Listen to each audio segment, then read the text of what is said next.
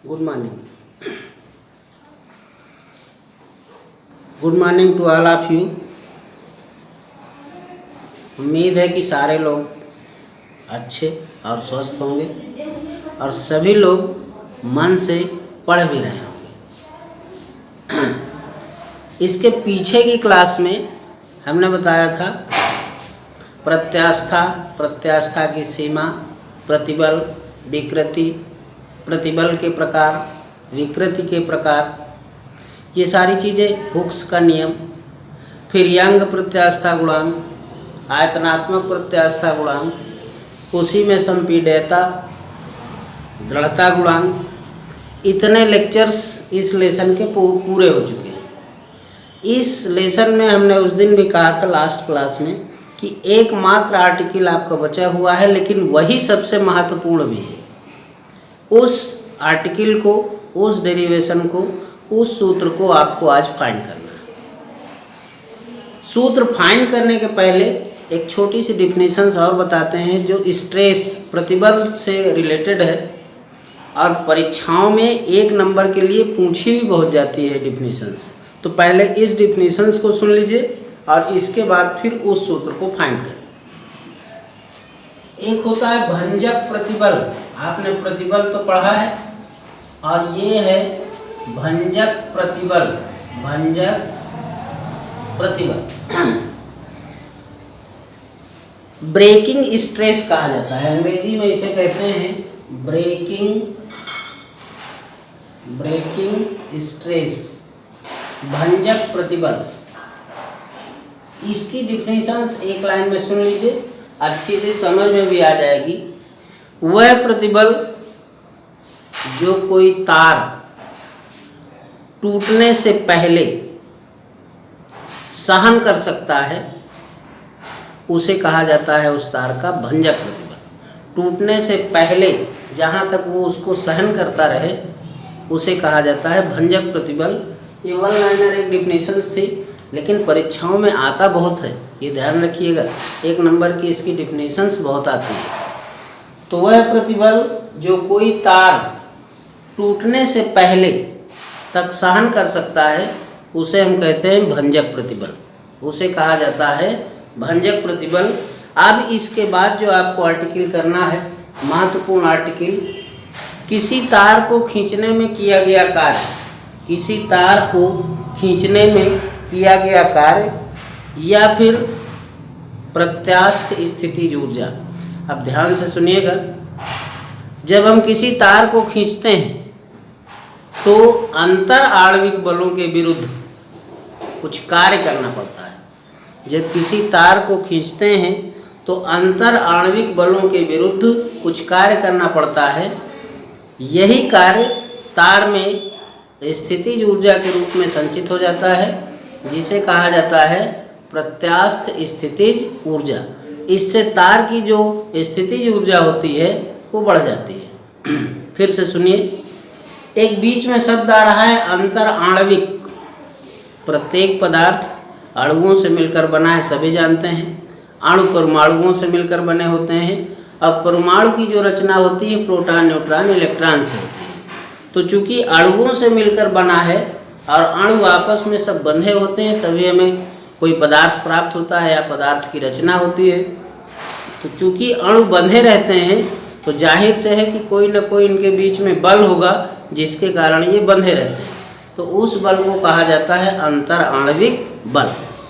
तो जब किसी तार को खींचते हैं तो अंतर आणविक बलों के विरुद्ध कुछ कार्य करना पड़ता है और यही कार्य तार की स्थितिज ऊर्जा को बढ़ा देता है और इसे कहा जाता है प्रत्यास्थ स्थितिज ऊर्जा। ये तार में संचित हो जाता है। तो इसी डेरिवेशन को आज करेंगे। किसी तार को खींचने में किया गया कार्य या फिर तार की प्रत्यास्थ स्थितिज ऊर्जा। तार की प्रत्यास्थ, इस बहुत अच्छे समझिएगा क्योंकि सबसे बढ़िया डेरिवेशन है ये, प्रत्यास्थ स्थितिज ऊर्जा। और इस पाठ में अगर कोई क्वेश्चन आता है तो 99% चांस इस क्वेश्चन के हुआ करते हैं। इसके बाद छोटे मोटे क्वेश्चंस आते रहते हैं, तो ये आपको बहुत अच्छे से करना है। प्रत्यास्थ स्थितिज ऊर्जा जब किसी तार को खींचते हैं तो अंतर आणविक बलों के विरुद्ध कुछ कार्य करना पड़ता है। यह कार्य ही तार में संचित हो जाता है प्रत्यास्थ स्थिति ऊर्जा के रूप में, और इससे तार की ऊर्जा भी बढ़ जाती। माना किसी तार की प्रारंभिक लंबाई L है, माना किसी तार की प्रारंभिक लंबाई L है, और जब तार के अनुदिश बल F लगाते हैं तो तार की लंबाई में स्मॉल x की वृद्धि हो जाती है। सुनते समझते रहिएगा। माना किसी तार की लंबाई कैपिटल L है, और जब तार के अनुदिश बल इसमें F लगाया जाता है तो इसकी लंबाई में वृद्धि हो जाती है, और वृद्धि कितनी हो जाती है? स्मॉल x की। अतः तार का प्रतिबल, अतः प्रतिबल, सुनते समझते जाइएगा।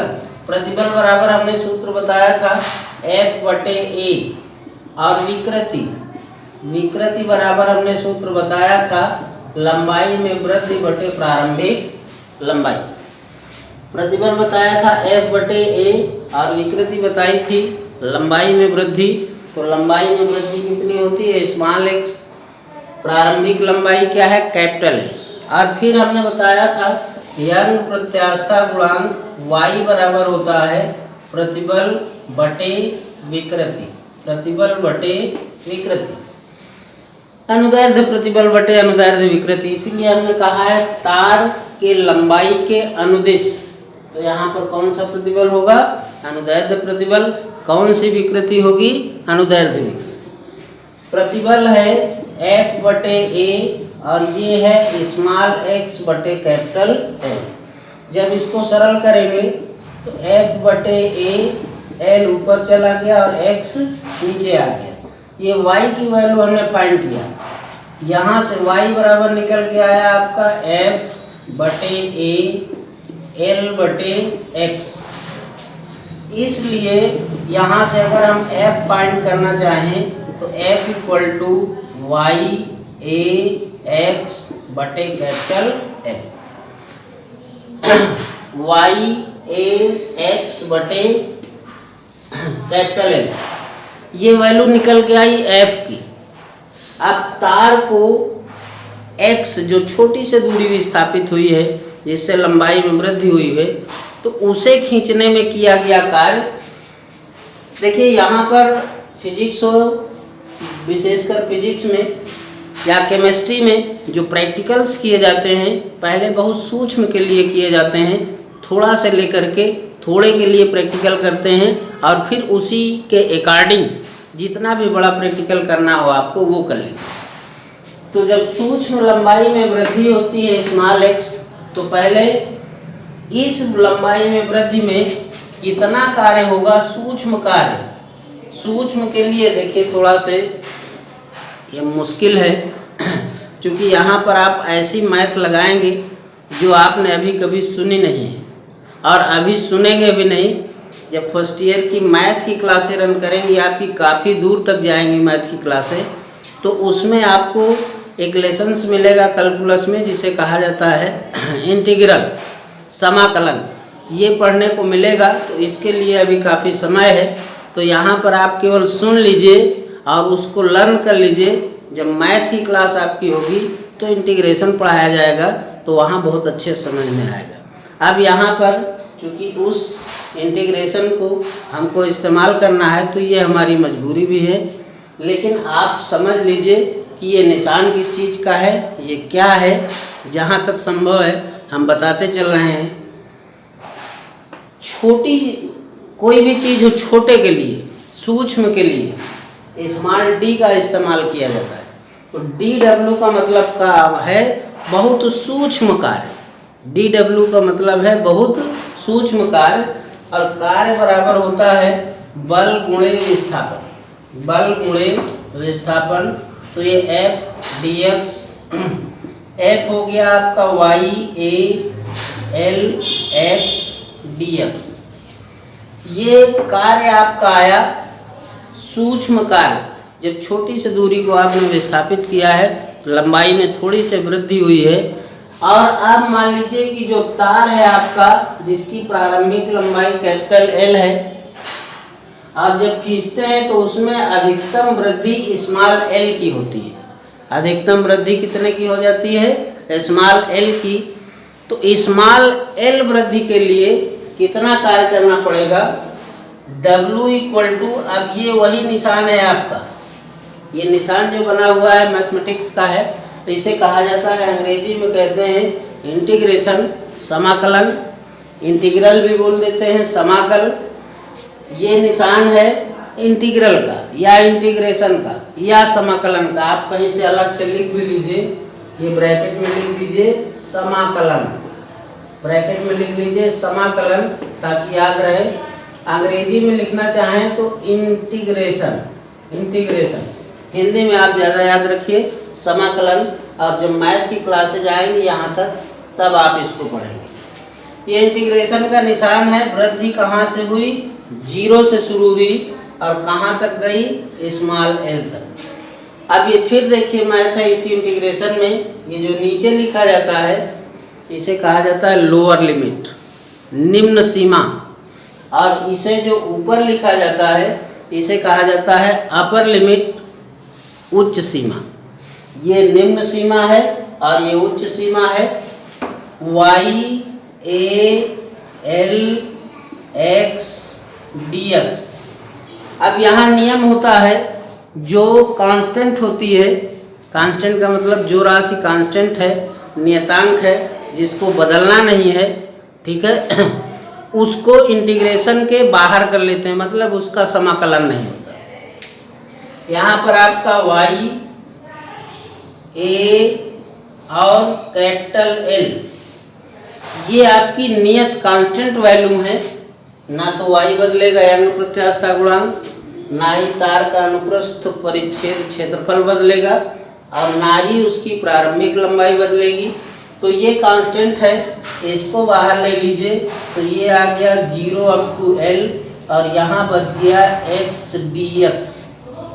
फिर हम कह रहे हैं थोड़ी यहाँ पे टफ मैथमेटिक्स होती है जो आपने अभी सुनी नहीं है, देखी नहीं है, तो ये मुश्किलात आएंगी, लेकिन उनसे लड़ना हर विद्यार्थी का काम होता है, समझिए। यहाँ जितना हो सकता है हम बता रहे हैं, फिर आगे की क्लासों में मैथ में देखेंगे।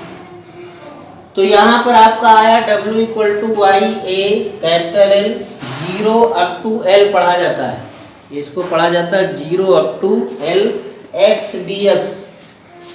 ये सूत्र होता है इंटीग्रेशन का।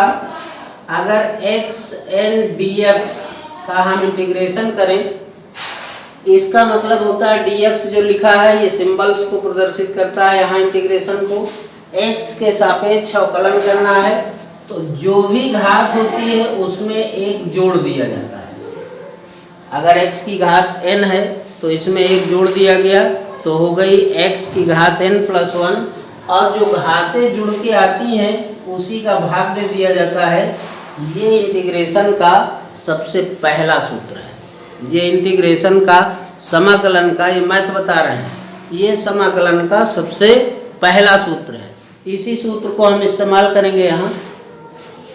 तो ये हो गया आपका W equal to y a capital L। अब जब इसको इंटीग्रेट करेंगे तो x की घात 1 है, 1 में 1 जोड़ेंगे तो 2 आ जाएगा अकॉर्डिंग टू दिस फार्मूला, इस सूत्र के अनुसार। अब जो घात आएंगी उसी का कर देंगे भाग, और ये लिमिट जारी है आपकी 0 up to L। 0 up to limit खोली जाती है, ठीक है। देखिए बहुत टिपिकल मैथ्स है, तो घबराने की ज़रूरत नहीं है। आप पढ़ते जाइए, समझ में आएगा। एक बार में नहीं आएगा, 2 बार में आएगा, 2 बार में नहीं आएगा, 3 बार में आएगा।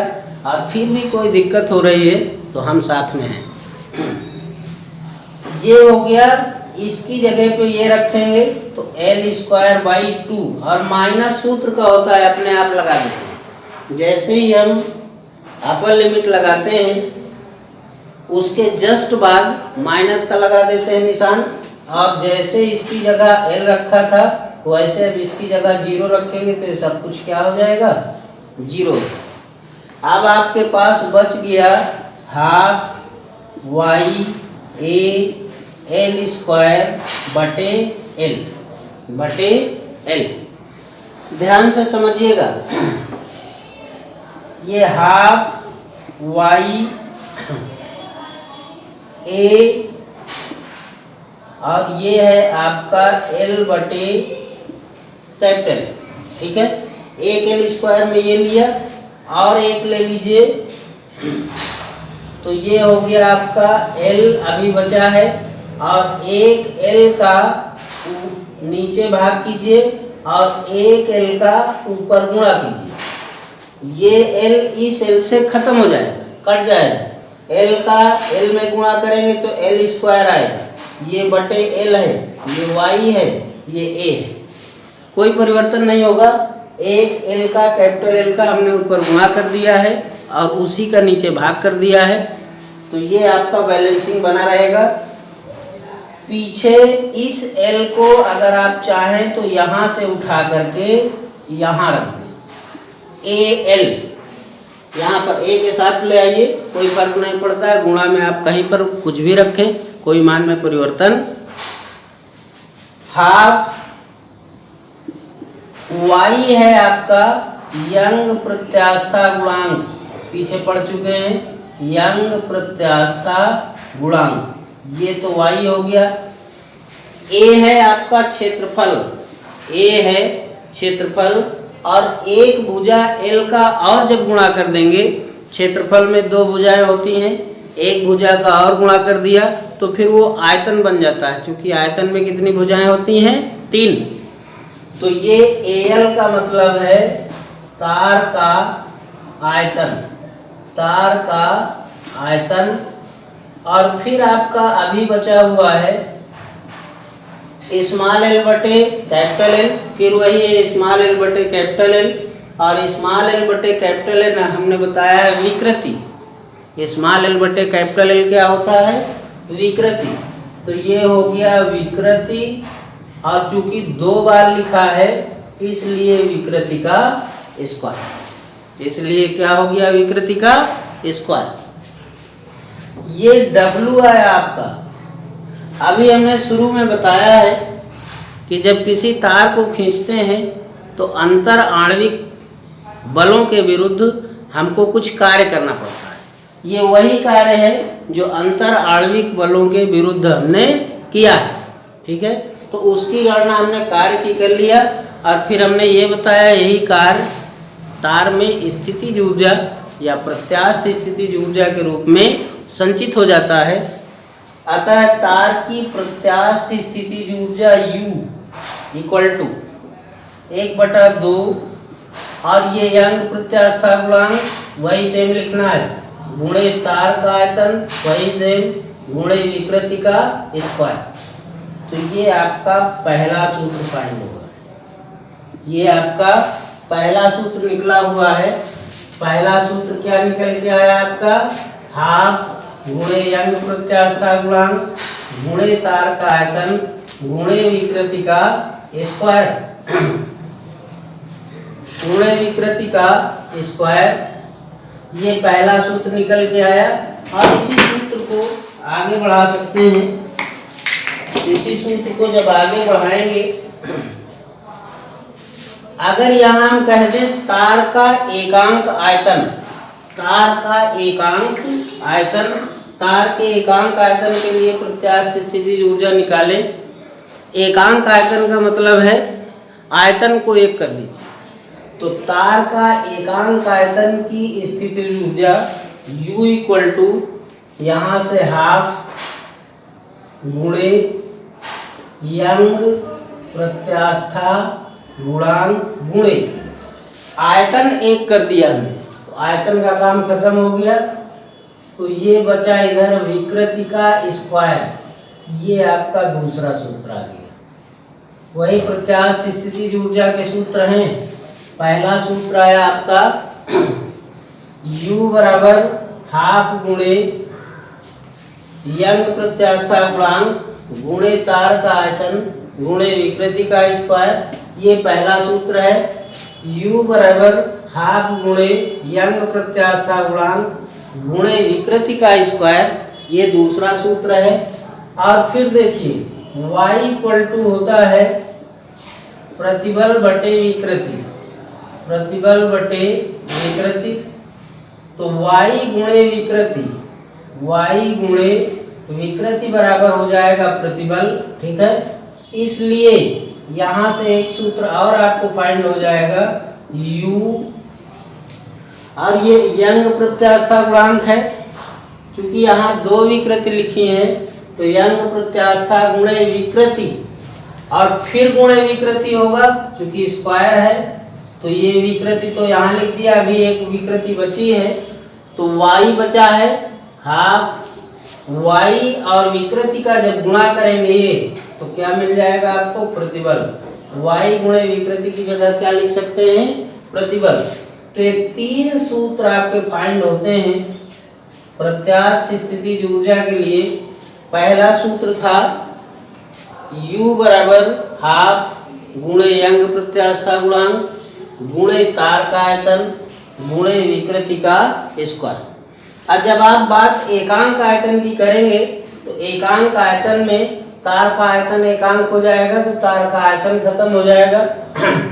तो एक तो सूत्र पूरा पूरा ये मिल गया, एकांक आयतन के लिए तार का आयतन 1 हो गया, और इसके बाद फिर आगे निकाल लिया तो तीसरा सूत्र ये निकल गया। तो तार की प्रत्यास्थ स्थितिज ऊर्जा के लिए हमने 3 सूत्र निकाले।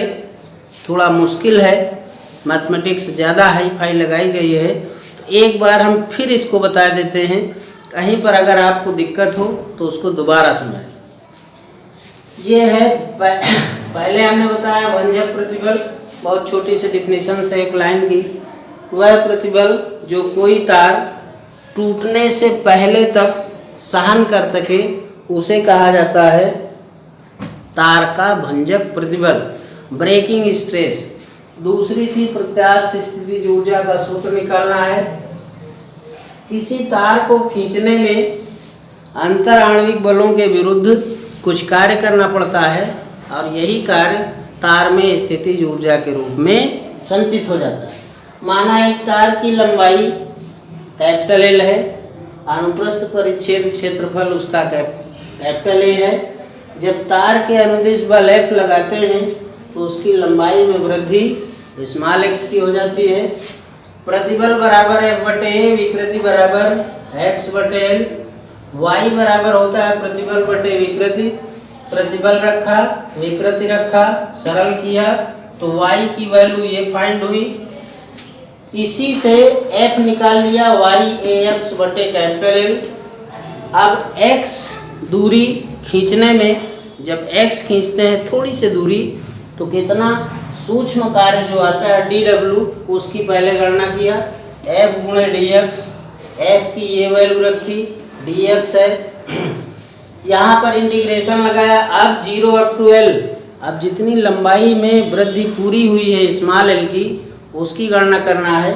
इसलिए संपूर्ण कार्य है d हटा दिया गया, ये इंटीग्रेशन का निशान है, ये लिमिट्स हैं 0 अप टू L, ये उठा के इसी को रख दिया गया। यहाँ पर जो कांस्टेंट है उसको बाहर कर लिया, शेष इंटीग्रेशन के अंदर रखा। जब इसका इंटीग्रेशन करेंगे तो सूत्र हमने ये बताया है अकॉर्डिंग, तो हो जाएगा x²/2, ये वैसे ही रखा है। ये लिमिट्स है आपकी 0 अप टू L। यहाँ जब लिमिट्स आपने लगाई है तो पहले इसकी जगह पर ये रखा L²/2 और फिर इसकी जगह पर ये रखा 0। सरल होके ये आया, फिर सरल होकर के यहाँ पर हमने एक कैपिटल L का भाग किया है, एक गुणा किया है ताकि मान में कोई परिवर्तन ना आए, हमारा काम चल जाए। 1/2 गुणे y का मतलब है यंग प्रत्यास्था गुणांक, Al का मतलब है तार का आयतन, L बटे L है विकृति, 2 बार है इसलिए इस पर यही कार्य तार में स्थितिज ऊर्जा के रूप में संचित हो जाता है। तो जो कार्य आया वही तार की क्या होगी, ये सेम चीजें लिखी हुई है जो ऊपर लिखी है। तार के प्रति एकांक आयतन में स्थितिज ऊर्जा क्या होती है, तो तार के आयतन को आप एकांक कर देंगे, तार के आयतन को एकांक कर देंगे तो ये स्टेप आपका खत्म हो जाता है। शेष बच जाता है हाथ गुणे यंग प्रत्यास्थता गुणांक विकृति का स्क्वायर। तो ये एक दूसरा सूत्र ये आया, यहाँ से y गुणे विकृति प्रतिबल के बराबर होता है, तो y गुणे विकृति को प्रतिबल लिख दिया और एक विकृति बची है, तो ये तीसरा सूत्र हो गया। सबसे महत्वपूर्ण आर्टिकल आज हमने बताया है, ये जरूर है, ये निश्चित है कि थोड़ा आप लोगों को जैसे स्ट्रेस प्रतिबल पढ़ रहे हैं वैसे दिमाग में भी स्ट्रेस आएगा, लेकिन उससे घबराने की ज़रूरत नहीं है। 1 2 बार 3 बार जब आप पढ़ेंगे तो निश्चित रूप से आएगा, विश्वास रखिए। धन्यवाद।